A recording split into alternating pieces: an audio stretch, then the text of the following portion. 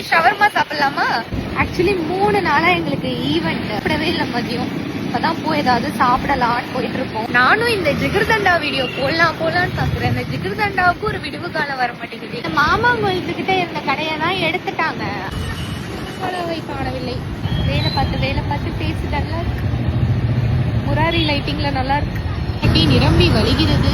என்னது பக்ரீத் வரலாம் இன்னைக்கு 28 உங்க ஊரு டி நகர் மக்களே. இப்பதான் லைட்டிங்லாம் நிறைய கடையில போட்டுட்டு எல்லா கடையும் ஜொலிக்குது. அப்படி இந்த ஹாஸ்பிட்டல்ல தான் பிறந்தேன். இந்த ஹாஸ்பிட்டல்ல தான் எனக்கு குழந்தை பிறந்தது. பாவம் நானே சாப்பிடல. நீங்க வந்தேன் இங்க இன்னும் லேட் ஆகும். எனக்கு முன்னாடி வந்து நல்லா சாப்பிட்டுட்டு கோக் குடிச்சுட்டு கெம்பானிக்கிறான். எப்படி நீ என்னை விட்டுட்டு சாப்பிடலாம் சொல்லு? ஷவர்மா, ஒரு ஸ்பெஷல் ஷவர்மா. தெரிஞ்சு இங்க கொஞ்சம் ஸ்பைசியா தான் இருக்கும். இந்த மயோனைஸ் என் வாழ்க்கையில இருந்து ஒதுக்கலான்னு பாக்குறேன். இதோட பிரேக்கப் பண்ணவே முடியல.